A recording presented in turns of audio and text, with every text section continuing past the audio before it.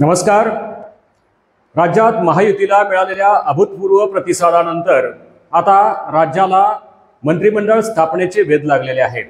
नवीन मुख्यमंत्र्याबरोबरच सातारा जिल्ह्यातून मंत्रिपदावर कुणाची वर्णी लागणार याकडे संपूर्ण सातारा जिल्ह्याचं लक्ष लागलेलं आहे।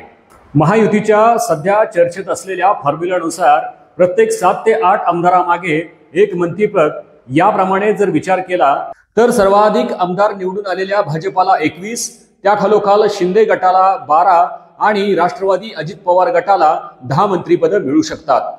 त्यामुळे यावेळी सातारा जिल्ह्यातून नेमकी कुणाला संधी मिळणार आहे याबाबत तर्कवितर्क चालू आहेत। त्यातही विद्यमान पालकमंत्री राहिलेले शंभूराज देसाई आणि सातारा जावळीचे आमदार श्रीमंत छत्रपती शिवेंद्रसिंहराजे भोसले यांची नावे सध्या आघाडीवर आहेत। नक्की काय लेखाजोखा आहे सातारा जिल्ह्याच्या मंत्रिपदाबाबतचा जाणून घेऊयात या व्हिडिओच्या माध्यमातून। तर स्वागत आहे मित्रांनो तुमचं चौथा स्तंभ या यूट्यूब चॅनलवर। जिल्ह्यात यावेळी महाविकास आघाडीला नाकारून महायुतीला पूर्णपणे बहुमत दिलेलं आहे। त्यामुळे साहजिकच जनतेबरोबर लोकप्रतिनिधींच्याही अपेक्षा यावेळी वाढलेल्या आहेत। मुख्यमंत्री एकनाथ शिंदे यांच्या मंत्रिमंडळात साताऱ्याचे पालकमंत्री राहिलेले शंभूराज देसाई, आमदार श्रीमंत छत्रपती शिवेंद्रसिंहराजे भोसले, मकरंद पाटील, जयकुमार गोरे आणि महेश शिंदे हे 5 आमदार यावेळी मंत्रिपदाच्या शर्यतीमध्ये आहेत। शिवसेना शिंदे गटाकडून निवडून आलेले पाटणचे आमदार शंभूराज देसाई यांचा मंत्रिमंडळातील समावेश निश्चित मानला जातो। त्याच पद्धतीनं भाजपकडून सर्वाधिक चर्चेत असलेलं नाव म्हणजे छत्रपती शिवेंद्रसिंहराजे भोसले। लोकसभेच्या निवडणुकीमध्ये चमकदार कामगिरी करून उदयनराजे भोसले यांना खासदार पदाची संधी मिळवून देण्यात त्यांनी सिंहाचा वाटा उचललेला आहे।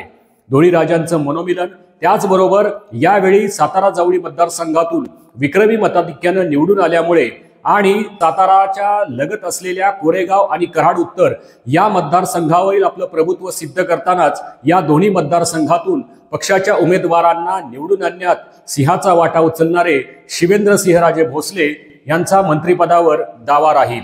शिवेंद्रसिंहराजे भोसले यांचाही समावेश पहिल्या यादीतच होईल असा जाणकारांचा अंदाज आहे। यापूर्वी मंत्रिमंडळ विस्तारात शिवेंद्रसिंहराजे भोसले यांना मंत्रिपदाने हुलकावणी दिली होती। ऐनवेळी मंत्रिमंडळ विस्तारापूर्वीच अजितदादा पवार गटाने महायुतीमध्ये सामील होण्याचा निर्णय घेतला आणि त्याच वेळी शिवेंद्रसिंहराजे यांना मंत्रिपदासाठी थांबावं लागलं। राष्ट्रवादी काँग्रेसचा अजित पवार गट ज्यावेळेला मागच्या वेळी मंत्रिमंडळात सामील झाला त्याच वेळी अजितदादांनी वाईचे आमदार मकरंद पाटील यांना मंत्रिपदासाठी विचारणा केली होती। मात्र किसनवीर आणि खंडाळा कारखान्यासाठी त्यांनी मंत्रिपद नाकारलं। त्यामुळे यावेळी मंत्रिपदावर त्यांचा दावा नक्की असणार आहे। सलग दुसऱ्यांदा कोरेगावमधून निवडून आलेले आमदार महेश शिंदे हे देखील मंत्रिपदाच्या शर्यतीत असून यापूर्वी त्यांनी कृष्णा खोऱ्याचं उपाध्यक्षपद भूषवलेलं आहे। नवीन मंत्रिमंडळामध्ये त्यांना हेच पद कंटिन्यू करणार की त्यांना वेगळी जबाबदारी देणार हे देखील पाहणं महत्त्वाचं ठरणार आहे। त्याच पद्धतीनं मंत्री शंभूराज देसाई आणि शिवेंद्रराजे भोसले आणि मकरंद पाटील हे तिघेही पालकमंत्री पदाच्या सध्या रेसमध्ये आहेत। यापूर्वी शंभूराज देसाई यांनी सातारा जिल्ह्याचं पालकमंत्रीपद भूषवल्याने नवीन लोकांना संधी मिळावी या हेतूने शिवेंद्रसिंहराजे भोसले किंवा मकरंद पाटील यांच्याकडे पालकमंत्रीपदाची धुरा सोपवली जाऊ शकते असा जाणकारांचा अंदाज आहे।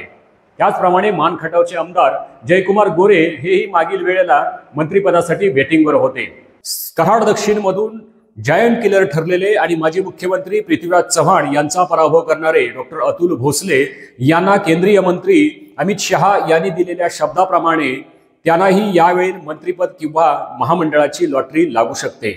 एकूणच जिल्ह्यामधून सध्या 6 विद्यमान आमदार मंत्रिपदाच्या शर्यतीत आहेत। यावेळी मंत्रिपद देताना पक्षासाठी दिलेले योगदान, यापूर्वीची विधिमंडळातील कामगिरी आणि प्रादेशिक समतोल साधण्याचा प्रयत्न यावेळच्या मंत्रिमंडळ विस्तारात राहणार आहे।